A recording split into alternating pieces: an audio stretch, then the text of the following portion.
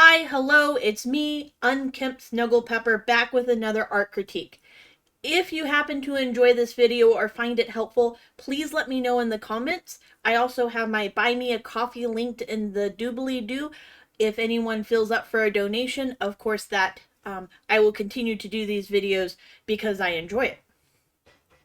So this person has expressed two main issues. One is that they state, I only find myself successful when I copy another artist, which is on one hand good. You're doing master studies, and that's very helpful because you're learning how other people interpret the world, and that's always good. Our style is an accumulation of other artists which we study. So I think what's happening, and I'll get into problem number two, which is my art looks amateurish when I try to do it from a photo reference. And I think what happens is that you haven't built up enough of a visual library. You don't understand enough about the world around you in order to accurately portray a three-dimensional object or person in a two-dimensional world, which is fine. This is the plight of a lot of young artists, is figuring out how the world works and how to draw things. First, I recommend anytime that you're using a reference and you're going to be putting it in black and white, to go ahead and make the reference also black and white so that you can better see the values and you're not having to worry about color and saturation. So how do we build a visual library? So a few things will be happening. One is that we want to be able to study various parts of the face and portraiture and how they operate. Because we know the eye is a sphere. We know this, it's a three-dimensional object. We know that it has an inner corner, and there's an outer corner which is a little less noticeable. And we can tell it's a sphere by the way the eyelids go around the eye.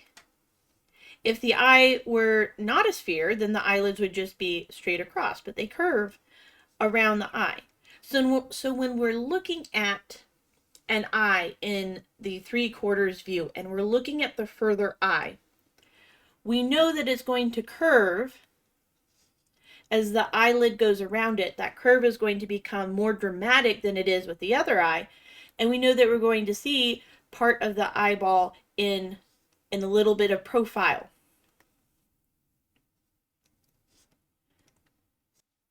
This, of course, makes the eye too long. Where you really want your eye is to squeeze it in just a little bit, and we will retransform. Because the eye doesn't go out quite that far. So understanding that that's one of the things that an eye does in the 3/4 view expands upon in your visual library. And we expand our visual library by both studying from reference and studying from other people and how they have chosen to incorporate things that they know to create the illusion of three-dimensionality. I think the next thing is, if you look individually at this eye and the nose and the mouth, it looks accurate if you aren't looking at the rest of the picture. So I think for you, the next step is going to be learning how to accurately measure parts of the face. So I have my reference pulled up here. And so here's the inner corner of one eye, here's the inner corner of another eye. And if she's looking straight on, then I would know that those inner corners have an eye width in between them, and then I want to come out an eye width this way. But with the other eye, coming out an eye width is going to go off into space rather than the actual edge of her eye. Because she is going, she is a three-dimensional object, the face is somewhat spherical. We know that this eye is too far over, so we're going to move it inward. We also know that it's too big, so we're going to make it a little smaller. Of course, this is easy because I'm using digital art and I can just move things around. So when you are doing pencil and paper and doing things traditionally, these little marks are not going to be blue and they're not going to be this dark. These are little notes that you are making for yourself that let you know, hey, this is where the edge of the eye is. This is where the edge of the face is. I also know that from the bottom of the nose to where the bridge meets the brow is 1/3 of the face. So I have the bottom of the nose and I have where the nose meets the brow. I know that 1/3 above that is the top of her hairline. I know that 1/3 below that is the bottom of her chin. And that is true in our reference. I then know that the width of the nose, because we're in 3/4 view, if I divide the nose in half, I know that a majority is going to be on one side. So I know nose is going to come out more like that on this side and less on this side. When you're using a reference, another thing you can do is hold your arm at arm's length. Bending your arm or moving where you hold your arm out is going to change your measurement.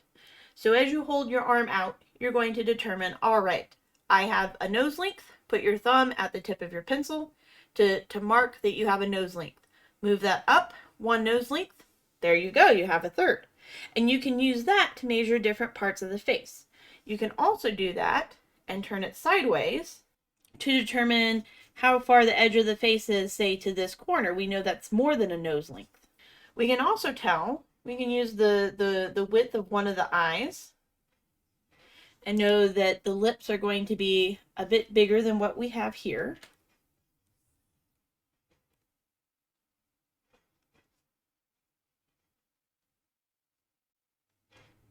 She's doing a pout. This is a little bit of a harder expression to really capture accurately.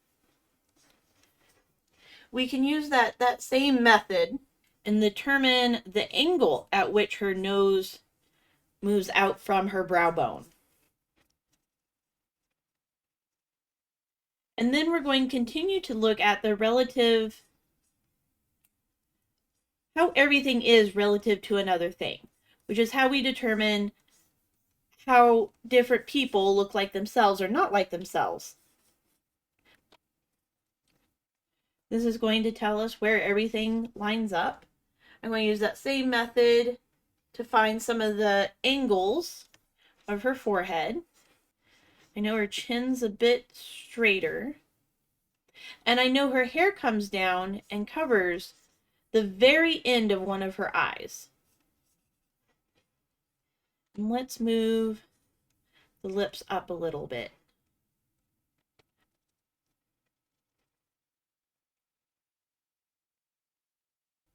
We're starting to get a more accurate representation of her face. I would also note, in addition to deciding how many eye lengths or eye widths or nose lengths, we also have, to our advantage, plumb lines. So here's the inner corner of her eye. I'm just going to go straight down. And her lips do not quite meet the inner corner of her eye, so I know not to pull the lips out quite that far. There's also an angle, which is represented here by the value change, and that is going from the corner of her eye down to her lip. So I can hold my pen up to that and determine what that angle looks like. And do I have that same angle in mind, and is that angle accurate? Now, another thing to make note of is that she does have braids in her hair. And I would draw the hair as an overall shape rather than breaking those braids down into individual braids, which are a lot smaller than what we have represented here. She only has one braid going like that.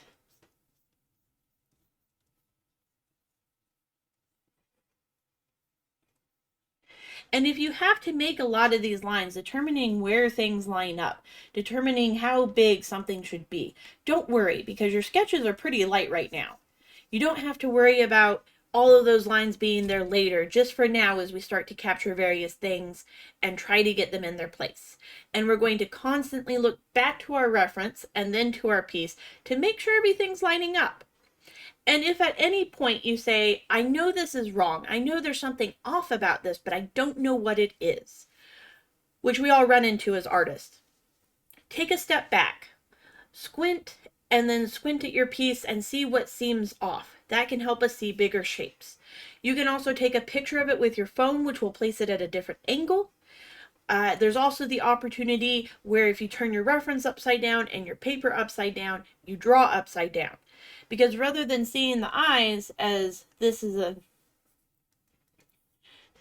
lid, this is a lid, there's the iris and the pupil, you are now looking at the relationship between shadow shapes and values, which means you're no longer thinking, oh, I'm drawing an eye, it has to look like this. You're now thinking of what angles are actually there, what relationships are actually there. And I think that's going to help you get a more accurate piece. Is this the best drawing ever? No. But I hope it helps you gain a better understanding of how you can compare your reference to the piece you're working on and how you can compare the relationship of facial features to one another. And then in your studies, I recommend watching various artists talk about how to paint eyes, how the eye works, how the eye functions. Do you need to know about the octave nerve and all of those things? No, not medically necessary type of information. You want to understand as an artist how the eye works. If it's a sphere and is going back into the skull, then what shadow is going to be here or here, and how the eyelid works, and things of that nature, more so than understanding what the octave nerve does or how the iris contracts and expands. I hope this is helpful. I think you have a good start. I want to encourage you to continue to learn from other artists and also learn from photo references. Art is a skill, so is obtained both by knowledge and learning, in addition to practice and putting the miles on the paper. If you enjoyed this video, please be sure to give me a thumbs up, hit the subscribe button. I enjoy doing these. You can also go to Buy Me a Coffee and help support me and the channel there. And until then, see you next time.